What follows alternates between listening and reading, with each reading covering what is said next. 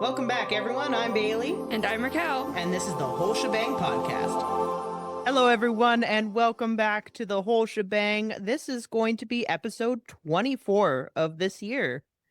And we are doing a little bit of a change up. We are actually doing a type of fandom episode. Yeah.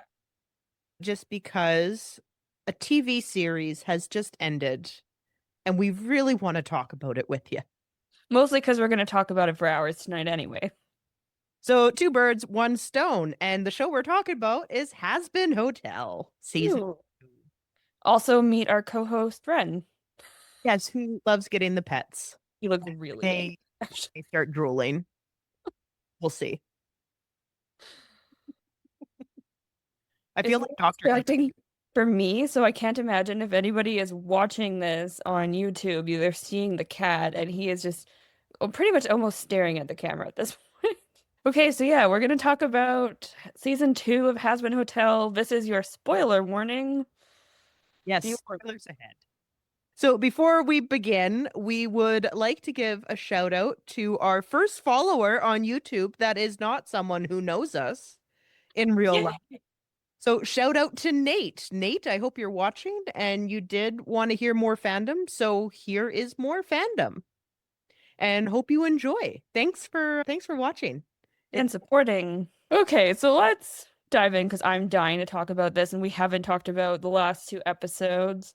Disclaimer, Bailey and I have talked about episodes 1 to 6 together already, so if we do talk about them, we'll try our very bestest not to reference previous conversations without giving context, but it's inevitably probably going to happen. Yeah. So let's dive in. What were your general thoughts about the entire season, I guess, and then we can talk about the last 2 episodes. You know what? Let's give a general overhaul of what we thought. Okay. Because I have a feeling that it'll lead into my thoughts on the last 2 episodes. I'll let you go first. Yeah, mine are more general. So I did like season 2. For me, it did feel rushed, but within an 8-episode season like that is going to happen. Do think that I'm not sure where all the characters are going to come into play yet. The feeling I get is all the characters that are being introduced continuously, like we had Rooster who showed up in the end episodes, which we didn't see the entire time. And it's like, oh, you're there. And then Baxter.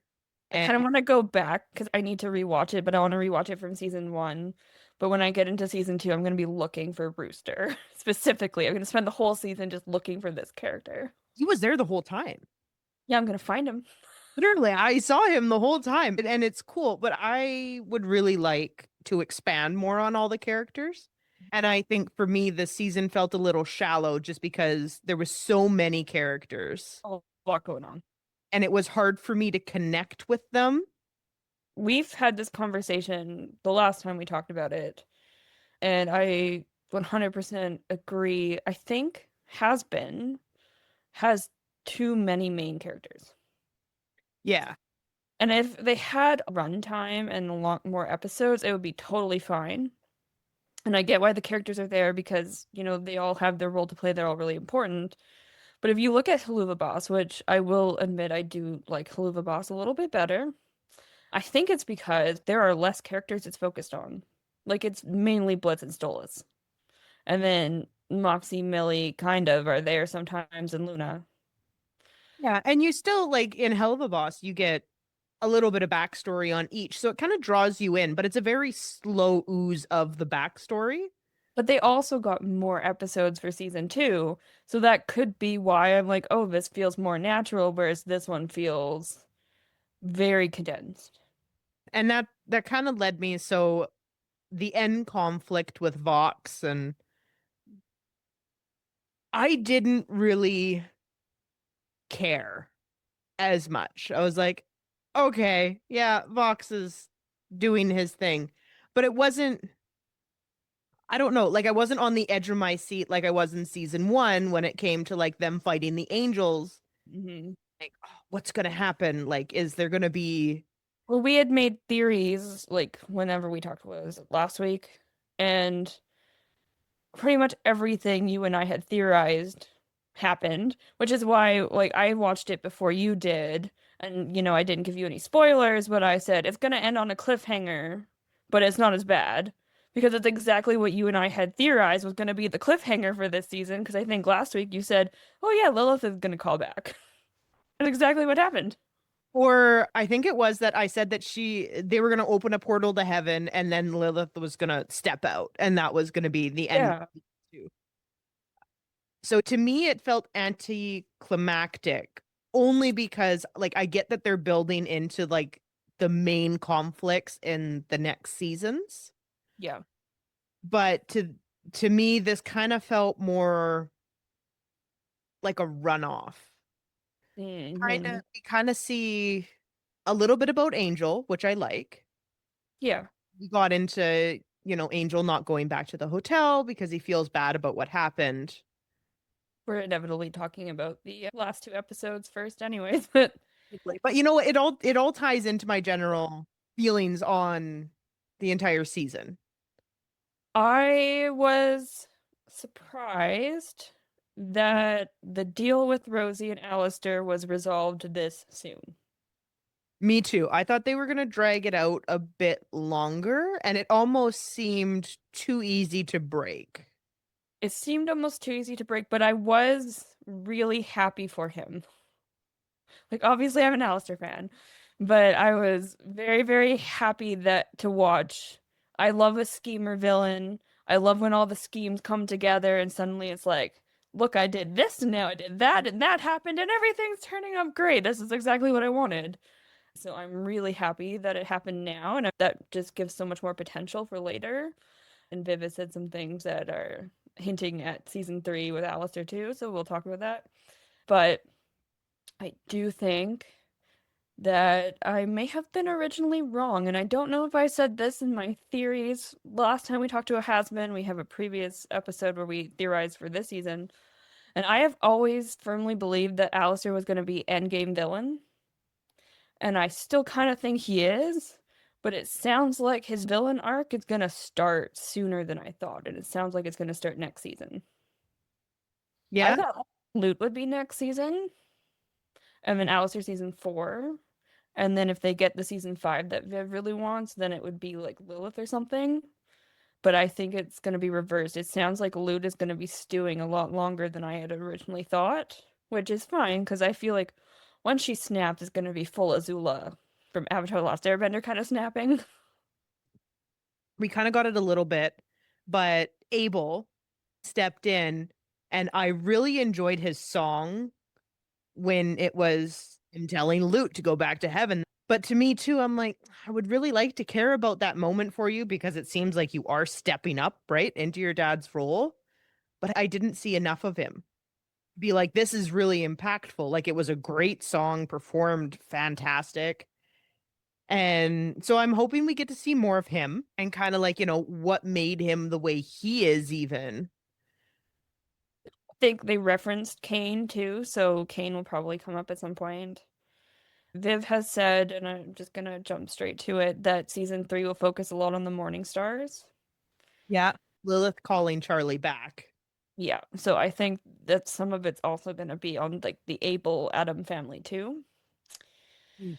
Season 1 was almost more captivating to me. Yeah. Charlie in season 2 was not my Which favorite. is so irritating. And a lot of people have said that. I think it's because at the end of season 1, she has that whole ready for this song where she's pumping herself up to be a leader. She's going into battle with everybody. And so I thought this season she would have at least changed that little bit to try and be the leader for everybody. That she Almost digressed instead of progressed there. Yeah. So it was kind of like one step forward and then like 10 steps back. She was very irritating, but I think given like the context of the storyline, I know a lot of people are really angry with Charlie. It makes sense where her mental state is at. Yeah. So like I wasn't as irritated with that as I think I would have been. I don't know. I just like it was there and it was irritating to watch, but also you kind of understand. I'm almost more irritated with Angel.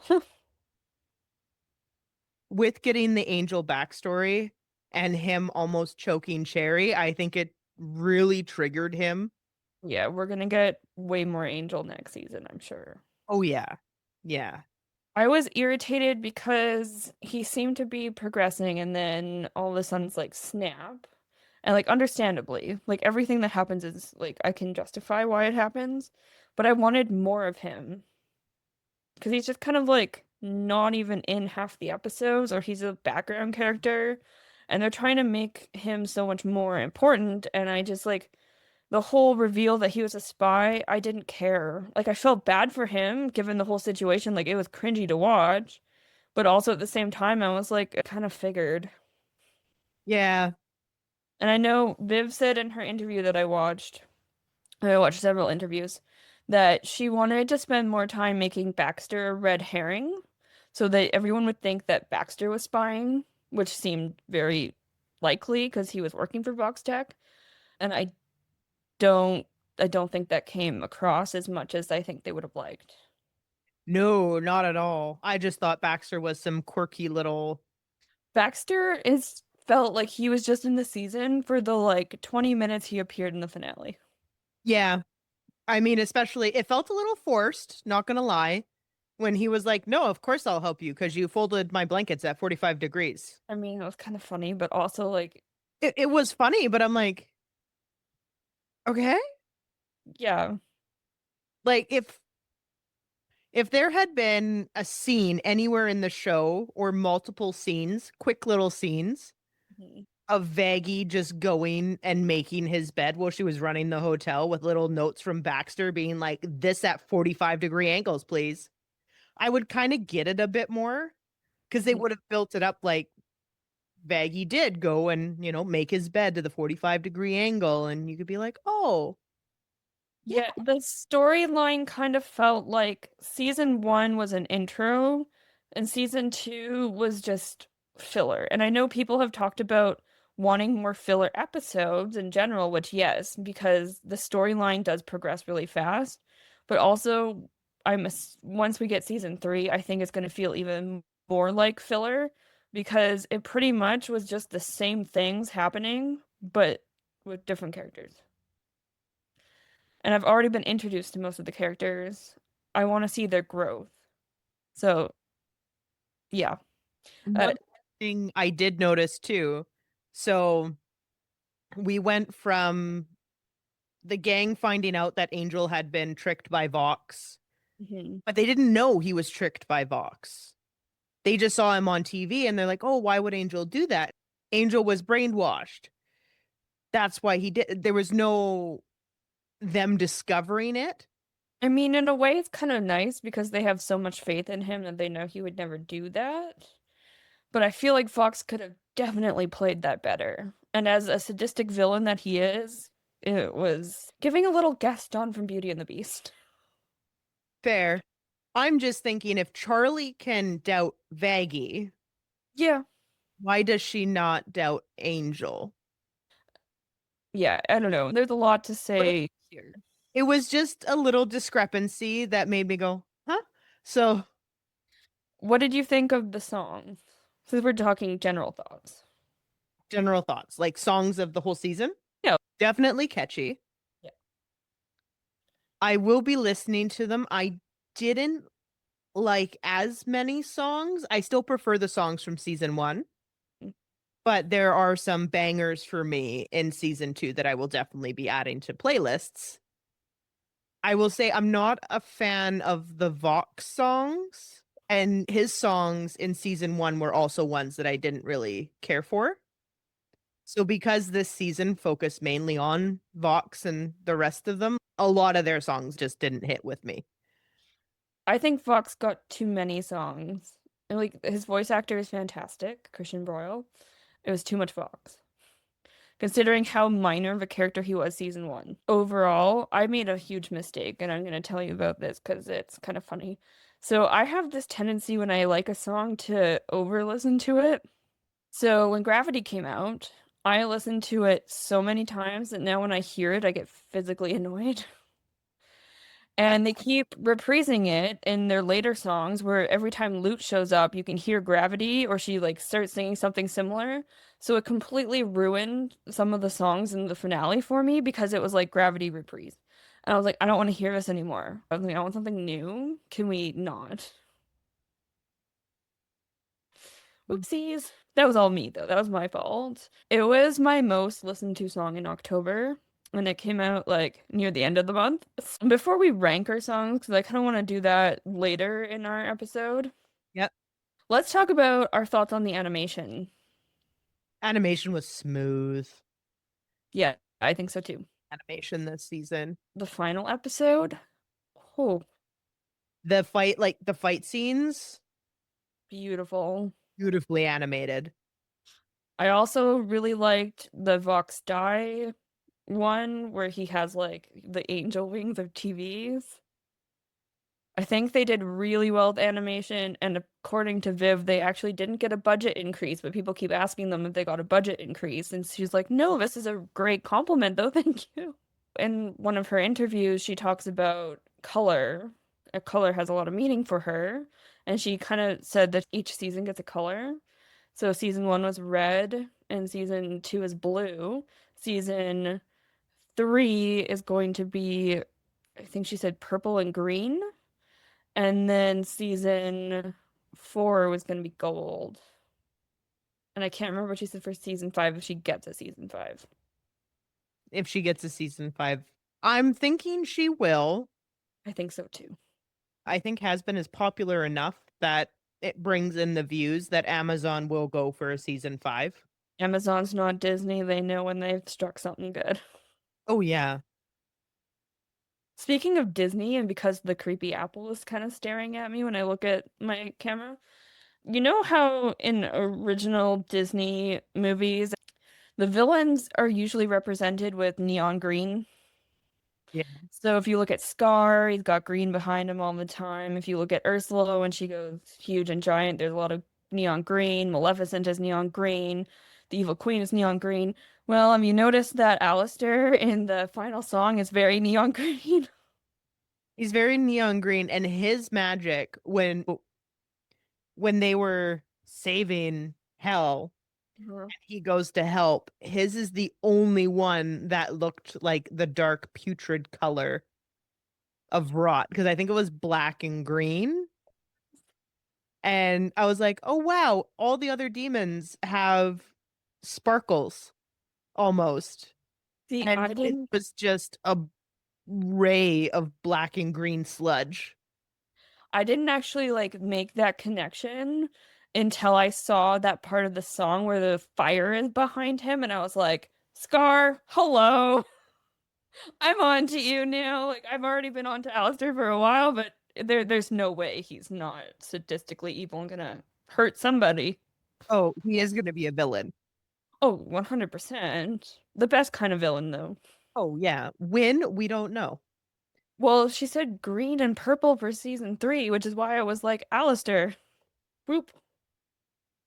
Yeah, but that feels, I don't know. Like I still think Alistair may be end villain, but it kind of makes more sense if she does him season 3, if right now they're only greenlit for 4 seasons. We'll talk about future Yeah. speculations in a minute. Favorite episode or season or scene or line or song for or no, skip song. Favorite episode of season two, favorite scene or line. What's your favorite? Okay, so my favorite, I love the easy episode, the Charlie and Vaggie, but it is a very close second to the shark when he like focuses in on Vox and it just says daddy. That made me think so much of your dog Ruth. I was like that was perfect. That was amazing. And so that has to be my favorite scene next to like the Charlie and Baggy one. Unsurprisingly, I really liked once Alistair's plans are all like unfolding one after the other, I like that sequence a lot. I like how they like show him smirking in the background, being a little menace that he is. But I think like the section in the song where he and Rosie are making a new deal to fix his staff, like the colors in that was beautiful. And I like the point in the song when it like does the pan around the mall. I think that's fun. I mean, I like the backstories too. They're kind of nice, like brighter when we're seeing Vox's backstory. I think that's a fun way to show it. Like it's pretty gruesome. Yeah. Like the whole TV dropping on his head. Lucifer in the magic box. When he's sitting there going, "What is a box? Box, box." That's a funny word. He reminds me so much of Blitz from Helluva Boss in that moment. I truly did love Lucifer this season. We didn't get to see him much, but every time we get to see him, he's just doing the most dorky thing possible. Lucifer rose so high in my favorite character rankings this season just because he is so stupid. In like the funniest kind of way. Like he is the naive little kitten in this field of wolves. I and so I guess one of my favorite lines is when he's like tiptoeing away after he tries to challenge Vox and he's like, "You don't see me. I am invisible." This is all a dream. All a dream. I also like when he's like, "I'm the greatest dad," and he's walking in and he's like, "You know what? I embrace the serial killer look. It's new. It's new, but I'm a great dad, so I'll do this for you, Charlie. And then he I'm does. gonna stand on this red X." And so Lucifer during that entire time too, not really bothered. He got captured and he was like, "Okay, The bad tickles are back. the back tickles." I did like that too. I think the only time he's really bothered is when Alistair calls him sloppy. Yeah, he was more concerned with Alistair being there than he The was. fact he was in a magic box with the bad tickles. Yeah, I think Lucifer really was the comic relief that I needed in this season. I mean, Alistair did a little bit too, and he's like tempting Fox and he's hanging out with the other bees, but I think Lucifer won for the funniest character. I also liked how Alistair got Vox on wordplay. I mean, of course he did. We saw that coming. I will say, Alistair reminds me a lot of Rumpelstiltskin from Once Upon a Time. When he battles Vox for the first time and he makes the initial deal, people are like, "Oh, he's weak and he can't keep up." Like, he obviously wanted to lose. It was fully on purpose. Mhm. Like, that was his whole plan. And then they say, "Oh, he cares about Nifty. That's why he stopped it." Like, no, he doesn't care about Nifty at all. They stop it on his face when he sees Nifty has the gun. And they're like, "Look, he's worried." I think that was his cue that it would be the most believable time for Vox to think he wants to actually surrender. If he did it any other time, Vox and his guard might have been up a little bit more. I think he was fully using them, knowing that they needed to be there. And he's like, "Okay, I'm in a position now where it looks bad enough that it's believable." And it's kind of funny because he's playing this long game. Even with Vox, we see it where he's like, "I'm just gonna hang out here and make you start doubting yourself." The whole time. And Valentino notices. Velvet notices. Like, it's super obvious what's happening. But apparently the fandom didn't catch on. It's his shoulder. But then we see this vulnerable scene with Alistair and Fox. And Aviv said too in her interview that Christian Broyle, who plays Fox, also like he just took that scene and made it extra like vulnerable for Vox with his voice. And they're like, "This is exactly what we want," because that's one of the only times we actually see Vox being genuine, Oh, which makes it almost worse. But like Alistair probably knew Vox's backstory and he knows like if this guy actually admires me, like he was very envious of all these other people in his life, he's probably going to try to kill me. So it was really interesting. But yeah, Alistair reminds me of Rumpelstiltskin from Once Upon a Time, which if no one has seen that yet, go watch it. It's very old, so this shouldn't be spoilers.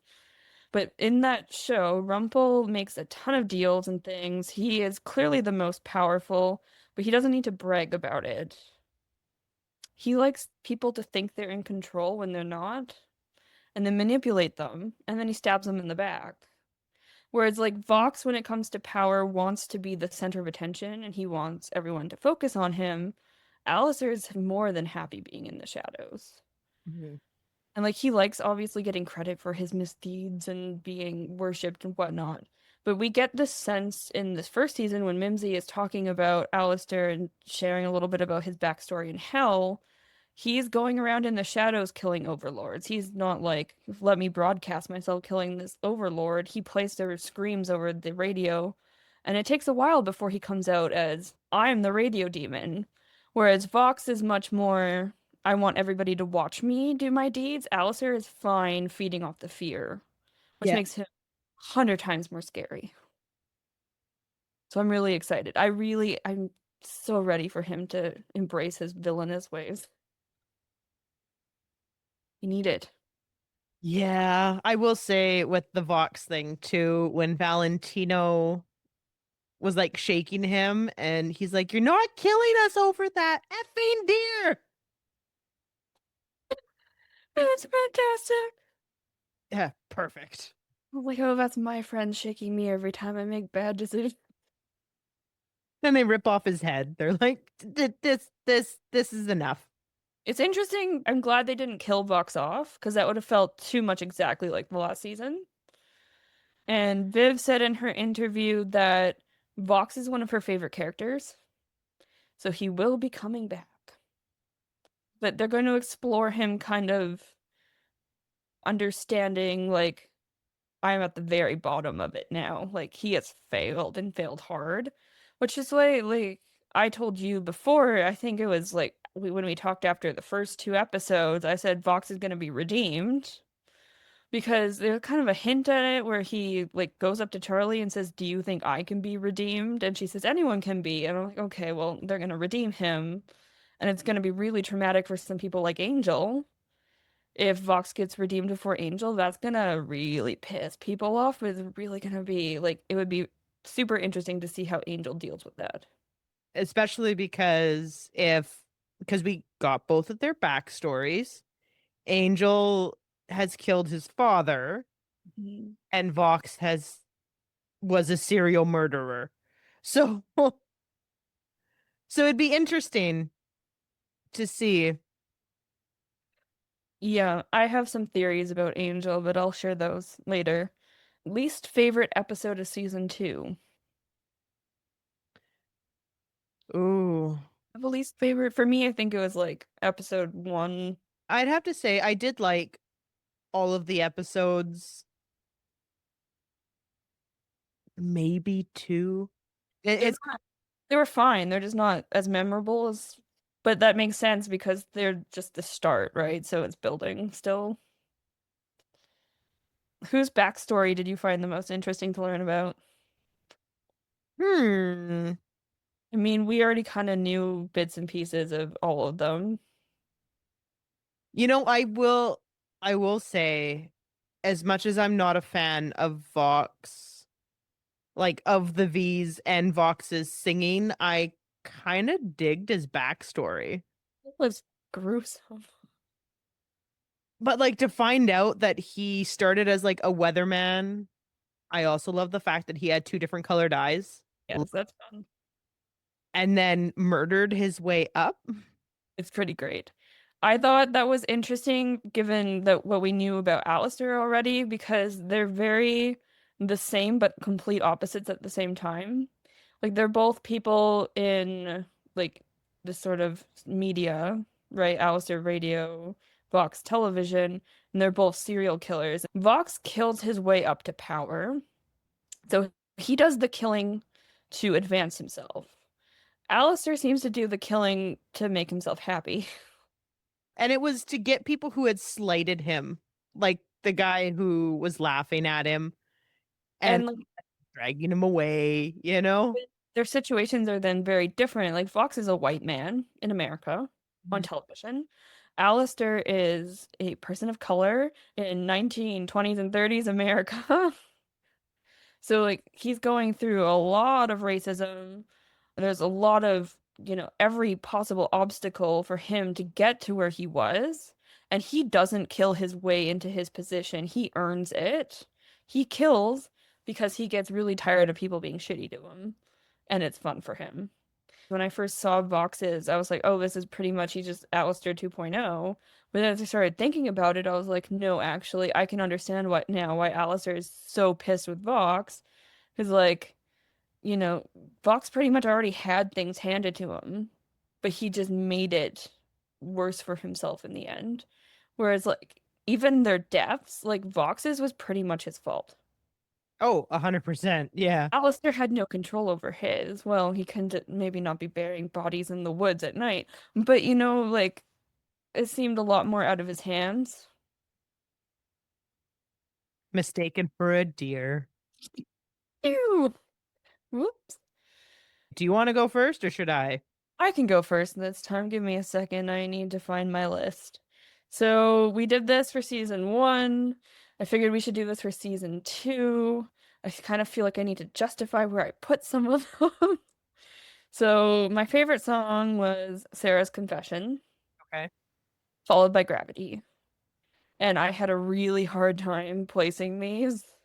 But like I mentioned already, I overdid Gravity, and I think if I hadn't, it would have been number 1. So they're kind of like fighting. I think if I stop listening to all these songs for about a month, then Gravity will be my favorite song. Then I have Losing Streak. Okay.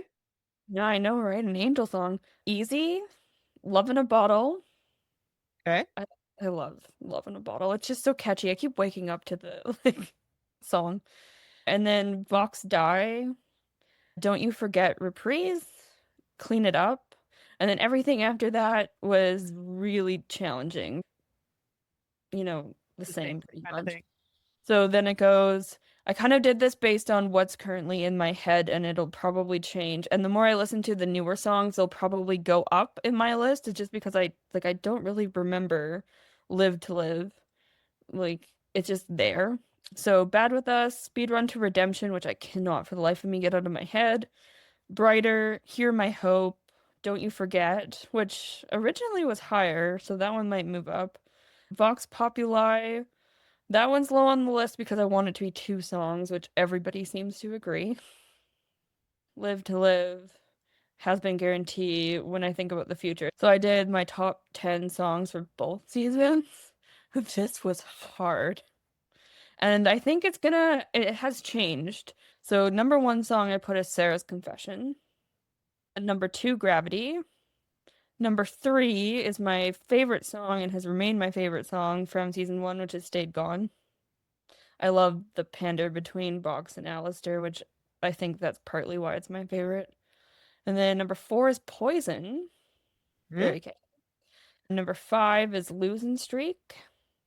Number 6 I put as More Than Anything, but those two kind of switch back and forth. More Than Anything I can't listen to without crying, so I don't actually listen to it that often. And then number 7, Easy. Number 8, Out for Love. Number 9, Hell's Greatest Dad. And number 10, I have Love in a Bottle or Loser Baby. They're tied. I couldn't decide. And they're both Husk songs, so. And then I was thinking about like adding Helluva Boss songs in there, and I was like, that's not gonna happen. Yeah. That's going to take me a minute to get to the 10 songs. Yeah, I really like some of the Helluva Boss music as well, and I have a huge playlist with all of it in it. I think Sarah's Confession is my favorite song. And I figured out why. And I had texted you about this after I heard it, and I was really angry because it reminded me of something so much so that I was going through songs trying to figure out what it was. It is Hellfire from The Hunchback of Notre Dame. Ah, okay. Oh, close. It was giving that kind of vibe. But apparently, I read something where they said there was some influence taken from Hellfire, which is my favorite song of all time. Fun fact. That's my ranking. What's yours? Okay, well, I only did my ranking for season 2. Sorry. I have notes. Okay, so starting from my favorite to least favorite, my favorite was Gravity. I did not over listen to it, and it just gets your blood pumping. I love it.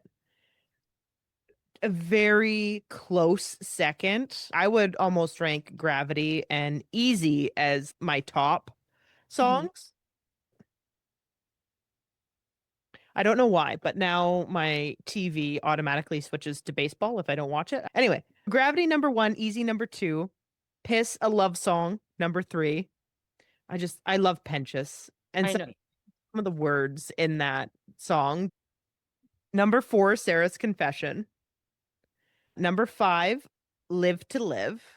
Oh. Again, a Penchus song, and I love it. You notice that you put the Penchus ones higher and I put the Alistair ones higher. I wonder if there's a reason for that. And then 6 is Hear My Hope. I really did like the song. My 7, problem with that one was that there's a little bit of gravity in it, so as soon as I heard that, it like ruined it for me. yeah. And you know what? 7, when I think about the future, which is kind of like everyone's song, I actually really liked it. It was really nice. Emily's song is actually number 8 for me. Number 9 is Losing Streak. Mm. Number 10 is Love in a Bottle. 11 is actually, I think, the highest ranking Vox song, Brighter. Oh yeah, I would have put that higher, but I didn't care for the dialogue in it. Like I like it in the sequence in the show, but to listen to it as just listening to it, the dialogue kind of cuts it out. And now we have a new co-host. For those of you who aren't watching us on YouTube, Bailey's dog just sat on her, and all I can see was a big fluffy mass of fur. He is now an armrest. Okay, keep going. Sorry, I'm interrupting you. That's okay. And then number 12 is Vox Populi. Number 13 is Has Been Guarantee. 14, Bad With Us. 15, Vox Die.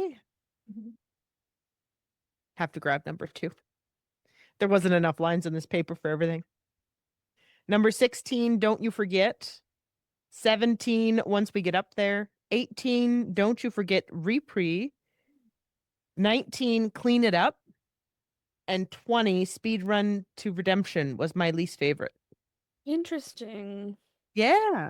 I put Speedrun to Redemption up higher because I cannot stop singing it. And I think it's just because it's so ridiculous and so fast-paced. And it's just, I don't know, there's something really catchy about it. I caught the earworm. Maybe it'll change in the future. What was your favorite song of season 1? See, that's hard. I didn't actually like the Penchus song in season 1. I think my least favorite was It Starts With Sorry. That one also was always in my head. It was always in my head too, but I'm like, I don't like it that much. Yeah, that's fair. It was the, oh, now I wish I remembered the one what it was called. It's the one where they're in the courtroom. Yes, actually, that one was mine as well, between Emily and Yeah, that's what I mean. It was your favorite song. I think I remembered you saying that. yeah, I listened to that song too much. I think Did when you? I got my Spotify Wrapped, it was like, you're in the 99.7th percentile. And I'm like, oops. It's interesting also though how you like most of the songs and characters who are angels, and I am not that. Hey, opposites attract. Favorite character, go. Anxious. Yeah. Second favorite character? Baggy. Third? Lucifer. Yeah, okay, not Loot. I really like Lute as a character, Mhm. but I don't think she's one of my favorites. Interesting. I'm just thinking like whose songs you like the best and see if it lines up. See, it's with my brain and whatever goes on in it, Mhm. it's usually a line or two in a specific song that'll really catch me, and it's just the way that the person sings it. Mm-hmm. And so in the Sarah and Emily song, Lute's line about Angel, Mm-hmm. what hooked me for that song. That's fair. For me, it was for the longest time the Don't You Forget Repri, where Alistair says, "You ain't won yet," and is exactly just that line over and over Yeah. and over again. Like I said, for the easy song, it is the first chorus, not even the first verse. And then I don't care if I listen to the rest of the song. It is that little bit. Great. Okay, so next I have criticisms and stuff, but instead I think I'm just gonna read this gigantically long note called Notes for Bailey about Hazbin that are my thoughts. And some of them we might have said already. The reveal that Angel was the spy wasn't surprising. People were very surprised. It wasn't surprised. I had assumed that Vox was watching them the whole time through their televisions and phones anyway, which we see in season 1. So the whole like spy thing was just kind of like lost on me. I was like, of course he knows. He's watching them anyway. He's obsessed with Alistair. There's no way he's not watching. So for me, that wasn't like a huge reveal. That was just kind of a why there's so many other better ways to do this. So in season 1, before we know Veggies an angel, we assume she's a sinner, right? Yeah. Everybody assumes she's a sinner. So she's in hell and blah blah blah. So then how come it was automatically assumed, especially by Charlie and everyone else, that she could just enter heaven through a portal with Charlie, but they can't get Penchas to go back to hell that way?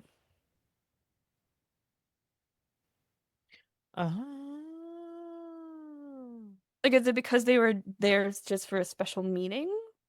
I guess that's the way I would rationalize it, but it seemed like a bit of a plot hole. Yeah, that seems like a little bit of one. But my Or unless it was because that she was like Charlie was invited and she was like, I'm bringing my guest. that's the best I can do. But like, if Emily could be like, I'm going down to hell. I'm bringing Penchas. yeah, okay, but this is where it gets even worse. So the woman who we'll talk about our theories about this for all intents and purposes right now is Lilith, can receive calls and texts from hell while she's in heaven. Yeah. So why couldn't they have just given Emily a phone and had Penchas talk to them that way? You could have taken a picture of him?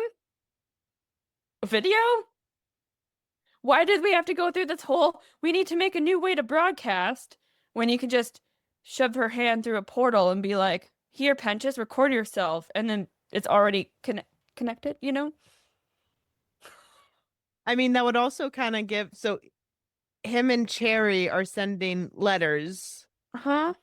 to each other. When why don't they just phone? I mean, it could be because they're from different time periods, so letters might be more romantic for them. But But, like, just give him a phone from hell and then he can talk to everybody. So, my way of rationalizing this is that nobody knows Lilith has her phone and that she's in heaven.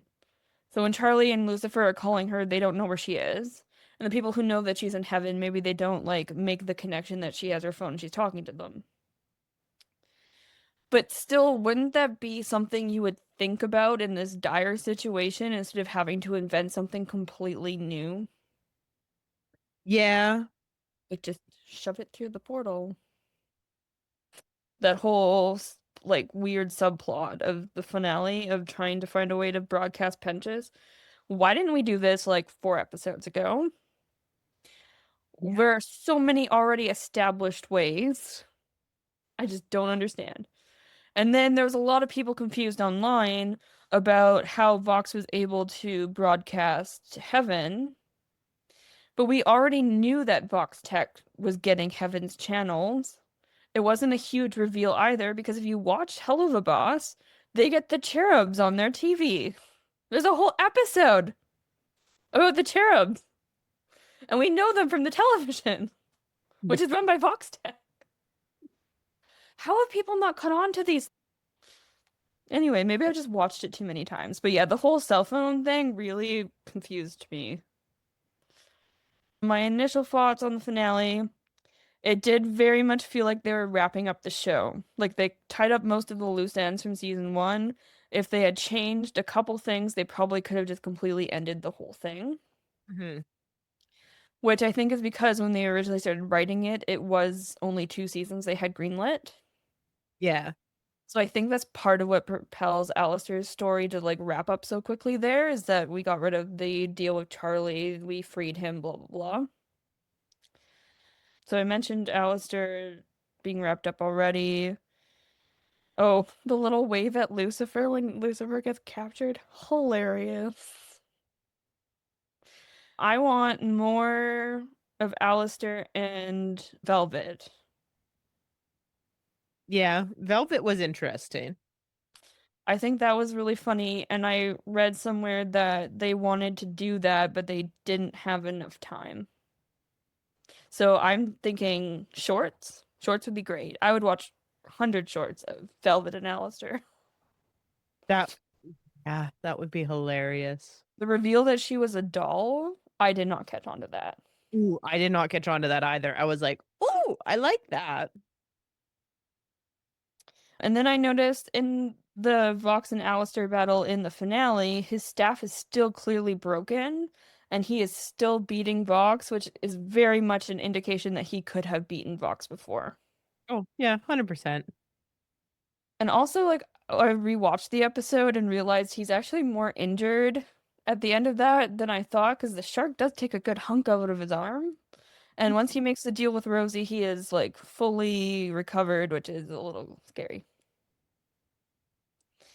So she wants 5 seasons in total. Season 5 not confirmed,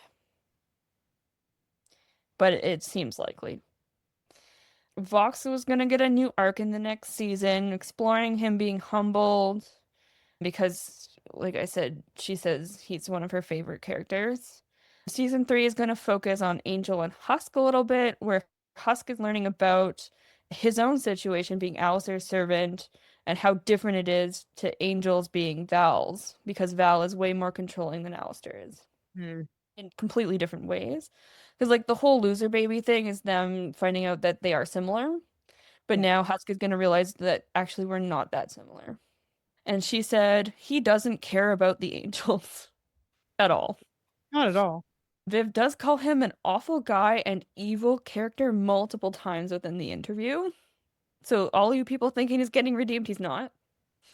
Says that when he says to Vox, you can't break her spirit, talking about Charlie, that it came out of a genuine place and that he does actually admire Charlie for this. She was hinting that he's going to be more awful next season, which makes sense, but in a quote unquote different way than he has been. And she said he may or may not be a great guy, which she hesitates when talking about season three's villain, which is why I think he's going to be season three's villain. But I think it's going to be like Jono behind the scenes. Like we're going to have another sort of like Vox villain, maybe Lute or someone. And Alistair is going to be in the background scheming the whole time. And it's going to like the cliffhanger is going to be Alistair stabbing Charlie in the back, probably. Yeah. She was really excited for fans to see the Alistair and Vox backstory because she wanted them to know how horrible Alistair was to Vox. Which Mm. is fair. He was pretty horrible. She laughed in his face. It makes you feel bad for Fox. But then at the same time, it's like, you're a serial murderer. Yeah. Lilith is confirmed to be in season 3, obviously. She was originally set to come in season 2, but the team and Viv decided to focus on the V's instead because they weren't going to get a chance to do so later. This was before even they got the next 2 seasons, so they figured let's just take this risk and hope we get them more seasons. Yeah. She said season 2 in a way was like an extension of season 1, so you can think of them as one season, and that would make a lot more sense because it was things they wanted to explore but didn't have time originally. Some wait now for season 3, but less of a wait for season 4 because they have finished recording season 3. They're still doing like making it, but season 4 has also already started. So it's gonna be much faster between those two. She confirmed that Angel's sister, brother, and dad are going to make an appearance at some point. Woo! Yeah. And we're going to see his whole extended family, which is exciting because we don't really get family connections with the Sinners apart from like the maid family and, Charlie's dad. So it's Yeah. kind of interesting to see like how they interact with people. The only person we see who has a connection to somebody when they were alive is Mimsy and Alistair. So it's going to be really interesting to see like family members together. So yeah, more Angel. And then she says reveals and twists in season 3, many of them. And many of these were her original pitch to Amazon, and they are what got the show greenlit in the first place. Ooh, okay. Now I'm excited for that. Yeah, so she says it's her favorite season, season 3. It's where most of the story picks up. It's where we start this Lilith, like, explanation's gonna start coming in there. So I'm really excited. And those are my notes about her talking about it. Okay. See, I like the idea of season 1 and season 2. If we combine them, it's actually a banging Full season. full season. So I don't know. Maybe they should just start putting like part 1, part 2. I know, right? Do it like the anime does. Like do it like the anime. Yeah, I'm really interested actually, like, okay, Angel's not a character I care very deeply about. He's an interesting character, and I feel bad for him every time I see him on screen, but he's not a character I am 100% invested in, but I am actually really excited to see more of his backstory. Yes, I am too. I'm also curious if they're going to explore more with Veggie Yes. because we kind of saw she had a flashback when they were talking to Carmilla about what heaven was actually like, especially like for the angels and stuff like that. So I want to see how that comes into play too, and I think it's going to. Yeah, probably. I'm hoping, cross my fingers, that when it does, Charlie can be there for her girlfriend in a way that she hasn't in both season 1 and 2. I think it's gonna come out when Lute starts actually losing her marbles even more. I'm interested in Abel. I think he's gonna progress. Nifty is where I am investing the eggs in my basket into. So I've seen a lot of things online about how in the finale, when they're stopping the bomb from killing everybody, that all the people who are doing so are either Charlie and the angel, Emily, but everybody else is an overlord. And none of the non-overlords are helping. It's just the overlords. Angel was helping. He's standing there holding on to Husk. He's not actually contributing to it. Yeah, it's just the overlords and Nifty. So it pretty much a lot of people online are like, "Oh, this confirms Nifty was an overlord." Yeah, because Husk was once an overlord, but he's not an And overlord. it makes sense given Alistair's character that he targeted overlords, so the people serving him are probably ex-overlords. Yeah. Yeah, that is curious. Hmm. I would like to see. So in Nifty's song, Clean It Up, she starts speaking and singing in Japanese. So I'm curious to see if we delve into her backstory, if she's going to be of, Hmm. Japanese descent. I have been curious about Nifty for a long time because she's just kind of a little menace, but there's got to be more to it. This was really irritating me, and you and I have talked about this, and I've already mentioned it, but the whole Alistair cares about Nifty thing. Yeah. Stop, guys, stop. He was willing to let her die, to acknowledge it.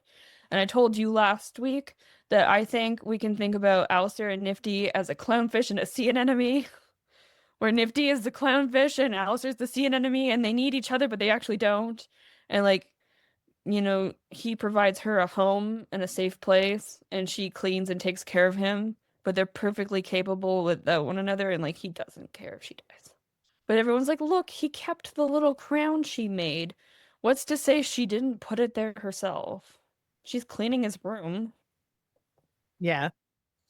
I don't know. They clearly like each other, but also likes Mimsy. And I've seen some interesting takes on that too.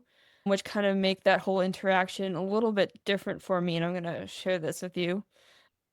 So, if you look at Alistair and Mimsy's relationship, she was a white woman during this time period, so her hanging out with him is already a huge deal.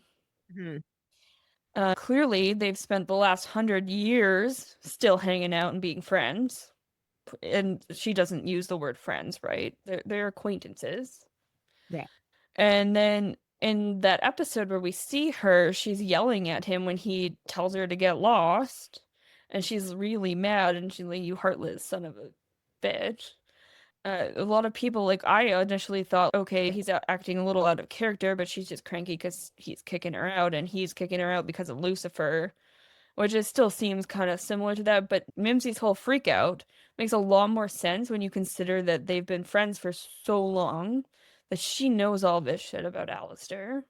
And she knows that he is acting so out of character that something weird's going on. Yeah.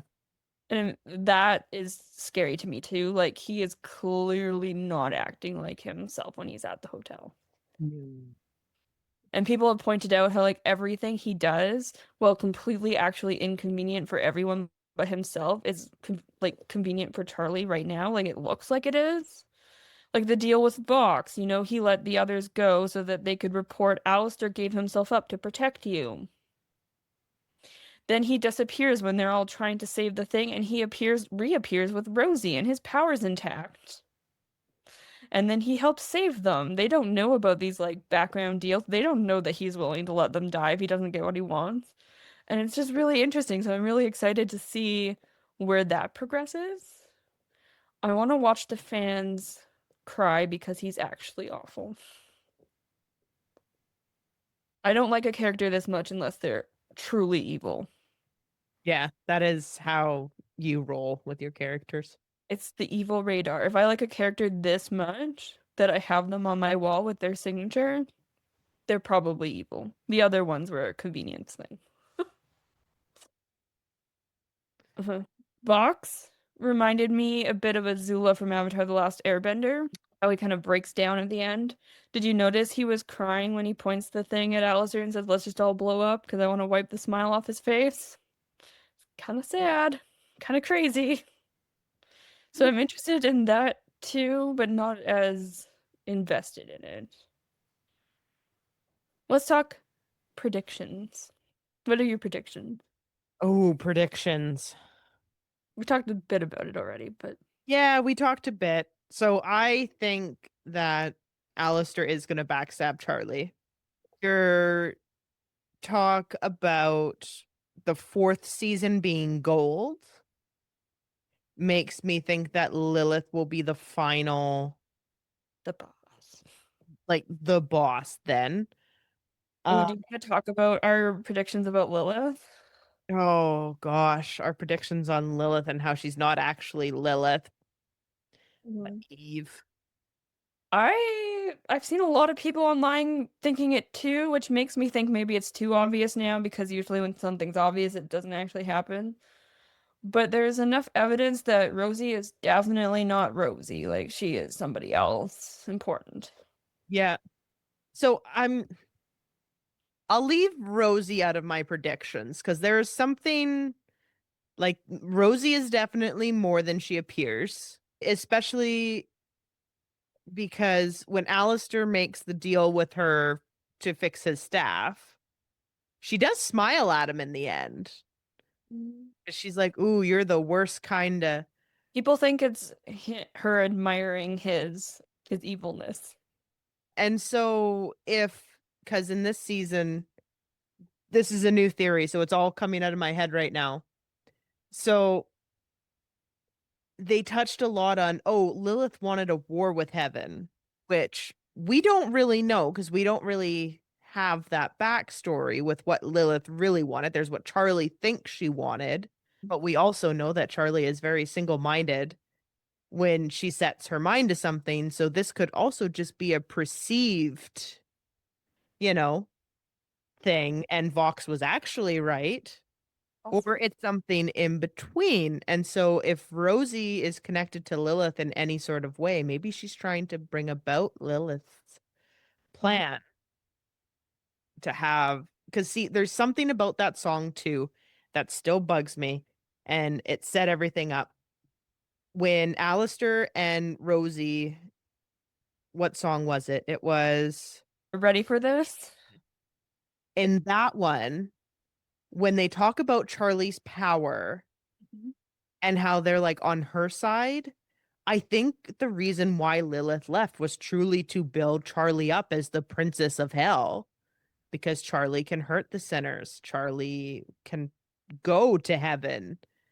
Their goal may or may not be to set Charlie up to be, I don't know, like the everything, because she is such a good pawn piece, as we're seeing with Alistair. Yes. So I don't know. Like, there is something more to Rosie. Oh, definitely. And I think they are trying to set Charlie up into a position of power because she is an easy pawn. Mm. So my theories, which already know, but I'm gonna say them again. Firstly, not speculating on who Rosie is, which I will in a minute. I think that the task she gave Alistair in the first place was to find whoever this woman in heaven is. I think that's why he was at the hotel.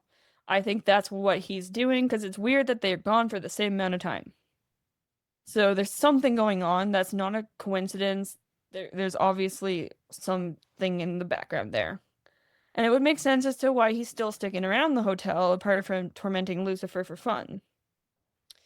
So I think that he's hunting her, and that's why he's hanging around Charlie, because he's hoping this woman's gonna come down and yeah. And I've seen a lot of people theorize about Alistair becoming the like executioner of hell, which is an interesting thought. Okay, sure, like he's not redeemable. I don't think he'll ever be redeemed, but maybe giving him a role in Charlie's like life is possible.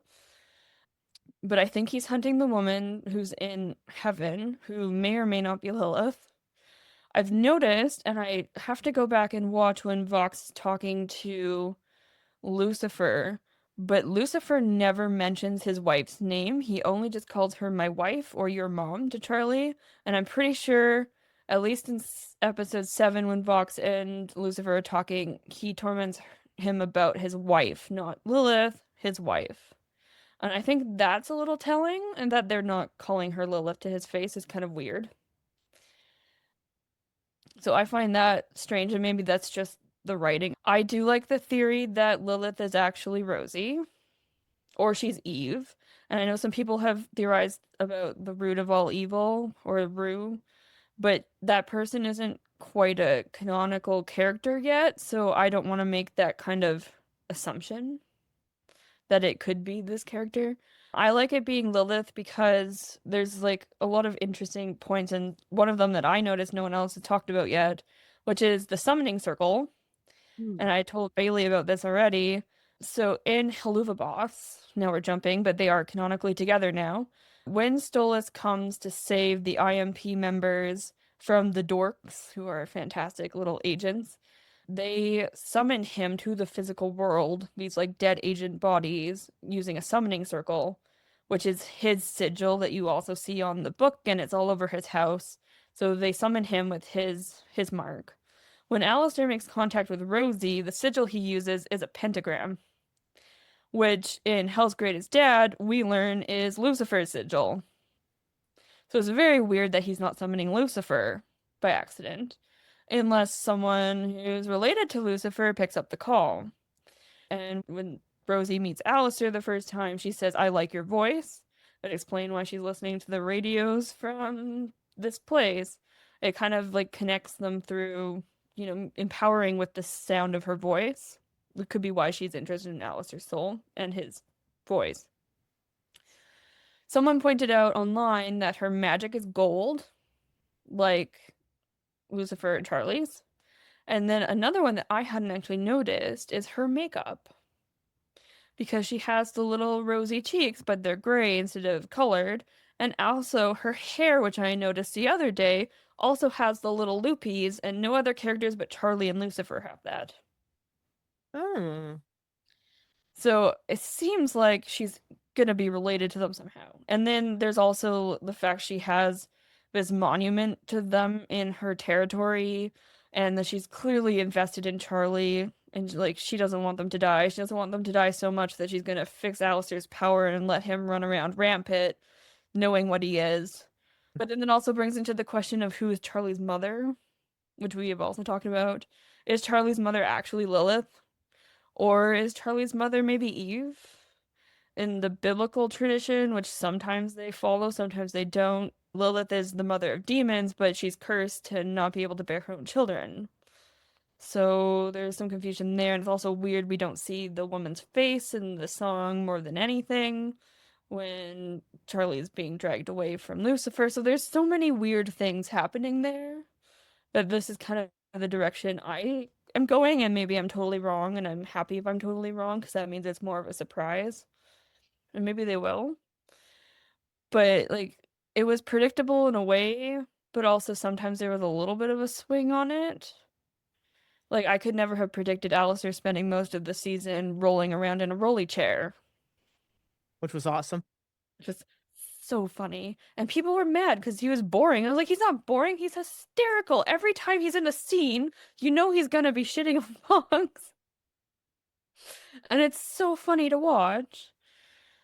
And I would watch a whole short about Alistair in his rolly chair. What does he do with all of his time? Just roll around back and forth? Like, there's so many memes and things on social media about it. Like, it's great. But yeah, I don't know. I don't know. That's my theory, though, is that Lilith is Rosie. Yeah. We'll see. So I'm starting to doubt it now, though, because so many other people are pointing towards it that I'm like, maybe I'm wrong. Because usually when the whole fandom thinks something, it's not right.